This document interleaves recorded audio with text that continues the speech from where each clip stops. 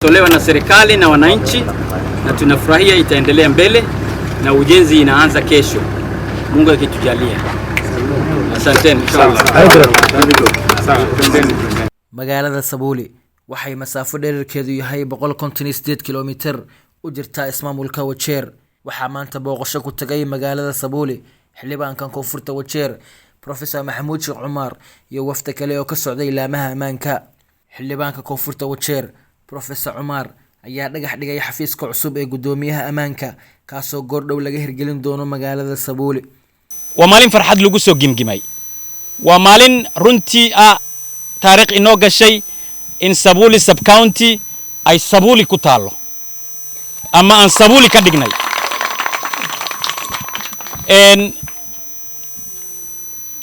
Wanaaga bulshada waxay ku haboon tahay igusin aan kugu sime sidii haanti loo lulayay. Haanta markii la ruuxayo ama la lulayo sida la yiraahdaba waa igusin aan kugu sime. waad igu sinteen inaad idoorataan anna waa idinku simay inaan idin dhaliyo haanta soo saas ma ahayn. Horta arinta xaggaas ay ka soo jeedaa bulshadeenni. Arinta waxay ka soo jeedaa in aan dadaal galay aan orday sub county-gi idin operationalize gareeyay maanta dhismihii dawladda aanu soo dhagax dhignay. Sabuli district haddaan soo dhagax dhignay macnaheeda waxa weeye degmo ayaan ka dhignay magaaladan Sabuli ah. Degmada oo divisionna fara badan ka koobnaan doonto, locationna badan ka koobnaan doonto, xafiisyo badan oo dawladda ka koobnaan doonto, DC la keenayo oo DC-gi aan soo fariisiin doono hadduu alla idmo 2 bilood oo soo socota ama bil iyo bar maxaa yeelay dhismaha guriga iyo xafiiskay ku xiran tahay. Intina waa la bilaabayaa berrito hadduu alla idmo. Hadday sidaa noqotay farxad waxaa ii inaan garab isu noqonnay aanu tashanay shalay waa dhaweytana tashanay aan ku tashanay Sabuli in loo xidid dheereeyo udubkeedii la taago xagga districtka. Professor Maxamuud Sheekh Cumar ahna xildhibaanka koonfurta Wajeer ayaa sidoo kale carabka ku dhuftay faa'iidooyinka uu lahaan doono xafiiska cusub uu maanta ka dhagax dhigay magaalada Sabuli. Hadda districtki oo arrimaha ugu weynaa ahaa oo wadan doono agricultural office oo wadan doono livestock oo wadan doono registration of births ama meesha waraqaha dhalashada waa wasaaradaha beeraha, wasaaradaha xoolaha xanaanada, waxaa socon doona wasaaradda qorayso dhalashada kibaandaha warashada muxuu wasaaradda ama sharciga ID card ka la yiraahdo. Waxaa iman doona hadduu alla idmo police la weyneynayo oo laba jibaar laga dhigi doono. Waxaa iman doona xafiisyo fara badan yaa iman doona. Taa waxaa raacsan marka intaasna dhalinyaro baa ka shaqeyn doonta iyo gabdho iyo wiilal.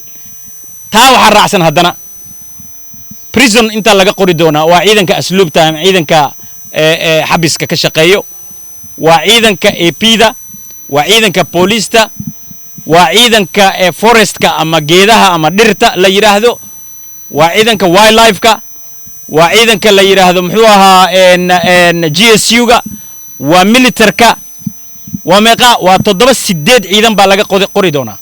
midkiiba 10 kaliya hadduu noqdo waa 70 5 sano dambana hadday siisaan 70 oo minshana 350 wiil iyo gabdhood baa shaqo idin gelaya. Samuel Mutisia oo ah gudoomiyaha amaanka deegaanka Habasweyn ayaa isagana ka hadlay xafiiska cusub oo maanta la dhagax dhigay. The County Commissioner Habasweyn Sub County. Tumekuja hapa Sabuli Center kwa leo ili kutambua mahali ambapo tutaweka ofisi ya Deputy County Commissioner. Sabuli Sub County tumepewa idhini ya kuoperationalize ama kuifanya ianze kufanya kazi kutekeleza wajibu wake wa kusaidia mwananchi kwa zile huduma ambazo zinastahili. Na leo kwa sababu jana tumekuwa kikao ya viongozi huko Wajir na tukakubaliana kwamba sub county headquarters iko hapa Sabuli. Kwa hivyo leo tulikuwa tumekuja kutambua ni wapi Deputy County Commissioner na idara zake za sub county, hiyo ofisi inaweza kujengwa, na tumetambua mahali ambapo ilikuwa kuna ofisi ya Assistant County Commissioner na National Police Service, hapo ndio itajengwa na zile idara zingine, na tumeshukuru wananchi kwa kushirikiana kwao. Kwa hiyo ugu dambeyntii shacabka magaalada Sabuuli ayaa inala wadaagay dareenkooda maadaama maanta loo dhagax dhigay xafiiska cusub ee gudoomiyaha amaanka kaasoo goor dhow loo hirgelin doono. intan iga soo horjeedo waa asgaray aan reer Sabuuli baan nahay, gurigeyga iyo balodkeyga inta ku yaala dhibaatada ay Sabuuli qabtaan aad baan u ogahay. Sabuuli xaq waxay u yeelatay in district maanta yeesho. Ilaahay Ghafuur Rahiimka ahaa oo cirkii dhulka sameeyay yaan ugu mahad celinayna. Ma hadda labaad waxaa mudan dadkii ka soo shaqeeyay oo soo dhirandhiriyay xoolaha la raacay musu hoydaan.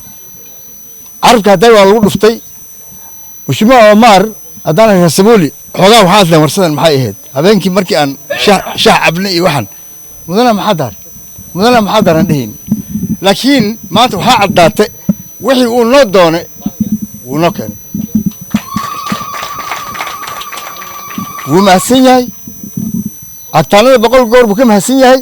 ayna sanadkan dhexdiisa laba district baan helnay oo marin eeda iyo nin maadiyaba aan maleynaa inuu hadda ceeb ka salan yahay baan u maleyn u dhaqan yahay taasaan maleynaa mataa misamaha marka waxaan geli karaa haddana xalka district marka inta aan ku daayo bana DC